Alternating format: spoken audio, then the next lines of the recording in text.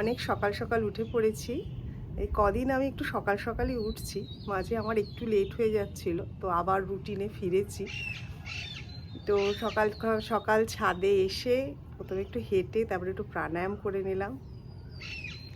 দেখো, সকাল সকাল ছাদে আসলে কিন্তু সুন্দর পাখি ডাকছে, কি ভালো লাগছে না শুনতে। আর হালকা হালকা হাওয়া দিচ্ছে, বসে থাকতেই বেশ ভালো লাগছে।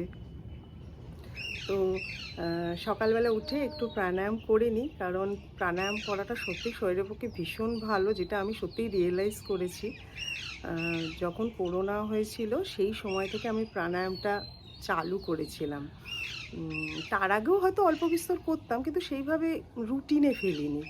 কারণ আমার একসময় ওয়েট না অনেক বেড়ে গেছিলো। সেই সময় প্রাণায়াম করে 6 মাসের মধ্যে আমি দেখলাম যে আমার ওয়েট প্রায় 7-8 কেজি কমে গেছে। আর সেই যে ওয়েটটা কমলো না, তারপরে কিন্তু সেইভাবে কিন্তু ওয়েট আর বাড়েনি। আমি যদি মাঝে মাঝে প্রাণায়াম স্কিপও করে ফেলি তাহলেও কিন্তু কোনো অসুবিধে হয় না। ওয়েটটা কিন্তু একই রকম থাকে। আমি দেখি, ফলো আপ রাখি। কোনো সময় দেখি 1 কেজি হয়তো বেড়ে গেল, কোনো সময় আবার 1 কেজি কমেও গেল। কিন্তু প্রাণায়ামটা করে আমার সত্যিই উপকার হয়েছে। তো তোমাদেরও বলবো প্রাণায়ামটা কিন্তু তোমরা অভ্যাস করো। মানে শুধু যে ওয়েট কমানোর জন্য তা না, এমনি শরীরটাকে ভালো রাখার জন্য প্রাণায়াম করা ভীষণ দরকার। আর ছোট ছোট যাদের বাচ্চা এখন, বা ছোট বাচ্চাদের মাদের আমি বলবো তোমরা কিন্তু বাচ্চাদের একটু প্রাণায়াম করার অভ্যাস করো। আমাদের দেখো মাঝে মাঝে কিন্তু প্রাণায়ামটা স্কিপ হয়ে যায়। কেন স্কিপ হয়? আবার জোর করে আমাদের অভ্যাসে ফিরতে হয়। কেন হয়? বিকজ আমাদের এটা অভ্যাসে কিন্তু নেই। ছোটোবেলা থেকে আমরা এটাকে হ্যাবিট বানাইনি। তো এখন যাদের ছোট বাচ্চা, তারা যদি বাচ্চাদের নিয়ে নিয়ে এই প্রাণায়াম বা কোনো ব্যায়াম করো, বাচ্চারা কিন্তু বড়দের দেখে কিন্তু কপি করে। তাহলে কি হবে? ওদের আস্তে আস্তে এই দাঁত মাজা, মুখ ধোয়া, এটার মতো কিন্তু প্রাণায়াম করা বা ব্যায়াম করাটা কিন্তু অভ্যাসের মধ্যে ঢুকে যাবে। তাহলে কি হবে? ভবিষ্যতে যতই পড়াশুনো থাক, যতই কাজ থাক, ঠিক কিন্তু তার মধ্যে থেকে সময়টা বার করে নিয়ে প্রাণায়ামটা করে ফেলবে।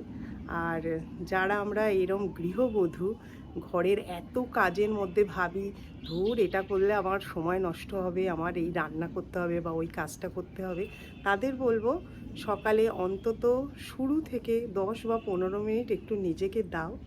10-15 মিনিটে তোমার কোনো কাজেরই কোনো হ্যাম্পার হবে না। শুরুটা 10 মিনিট 15 মিনিট থেকে করো, দেখবে আস্তে আস্তে কখন সেই সময়টা আধ ঘন্টা চলে গেছে, 40 মিনিটও চলে গেছে, তোমরা বুঝতেও পারবে না। এবং শরীরটাও ভীষণ ভালো থাকবে। তো সকাল সকাল উঠে প্রাণায়াম নিয়ে অনেক কথা বলে দিলাম। মানে এটা করলে শরীরটা সত্যিই ভালো থাকে, সেই জন্যই বললাম। যাই হোক, এখন একটা জল খাবার তৈরি করব।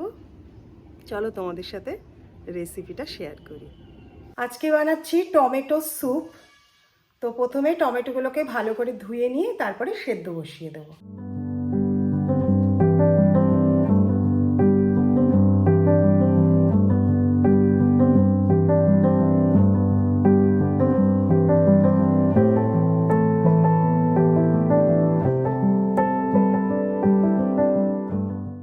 এখন এটাকে কমপ্লিটলি ঠান্ডা করে নেব, তারপরে পেস্ট করব, এবং এই যে স্টকটা আছে এটা কিন্তু আমি স্যুপের মধ্যে ইউজ করব।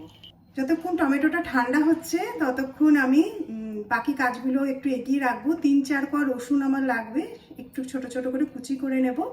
আর কিছুটা কাজু বাদাম আমি অলরেডি ভিজিয়ে রেখে দিয়েছি, তো সেটাকে একটু বেটে ক্রিম বানিয়ে নেব। এখানে আমি স্যুপের মধ্যে কাজু বাদামের ক্রিমটা ইউজ করছি, তোমরা চাইলে শেষে ফ্রেশ ক্রিমও দিতে পারো।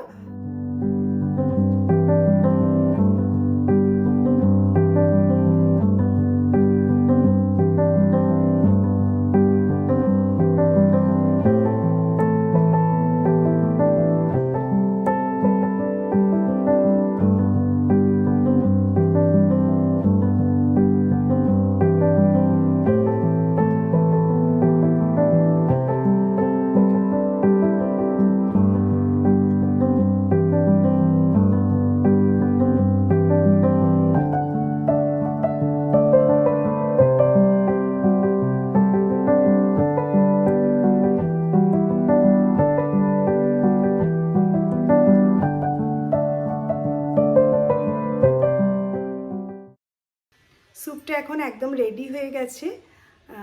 তো তোমরা দেখতেই পেলে খুব সহজে কিন্তু স্যুপটা তৈরি হয়ে গেল। এখানে আমি অলিভ অয়েলের ব্যবহার করেছি। তোমরা চাইলে তিল তেলের ব্যবহার করতে পারো, মাখনের ব্যবহার করতে পারো, এছাড়া সাদা তেলের ব্যবহার করতে পারো। আর এখানে কিন্তু রসুনগুলোকে আমি খুব একটা বেশি পোড়াইনি, হালকা একটু কালার আসলেই টমেটোর পেস্টটা ওর মধ্যে দিয়ে দিয়েছি। আর শুধু নুন, গোলমরিচ আর একটু মিষ্টি, ব্যাস তৈরি হয়ে যায়। নুন, চিনি, তারপরে গোলমরিচ, এটা তোমরা তোমাদের টেস্ট ওয়াইজ দিয়ে দেবে। আর এখানে টমেটো স্যুপ কিন্তু খাওয়া ভীষণ ভালো, কারণ টমেটোর মধ্যে প্রচুর পরিমাণে ভিটামিনস আছে, মিনারেলস আছে, অ্যান্টিঅক্সিডেন্ট আছে, তো স্কিনের পক্ষে ভীষণ ভালো। আর এখন তো টমেটো ভীষণ সস্তা, এক এক সময় টমেটো 80 টাকা, 100 টাকা, 150 টাকা পর্যন্তও চলে যায়। আর এখন তো 10-15 টাকাতেই টমেটো পাওয়া যাচ্ছে। তো এই সময়টা টমেটো স্যুপ বানিয়ে বানিয়ে একটু খেয়ে নিলে কিন্তু বেশ হয়। আর এর সাথে আমি পাউরুটি মাখন দিয়ে সার্ভ করেছি। তোমরা এর সাথে যদি একটা প্রোটিন দিতে চাও তাহলে একটা ডিম সেদ্ধ এর সাথে অ্যাড করতে পারো। তো এটা একটা কিন্তু খুব সুন্দর একটা ব্রেকফাস্ট অপশান।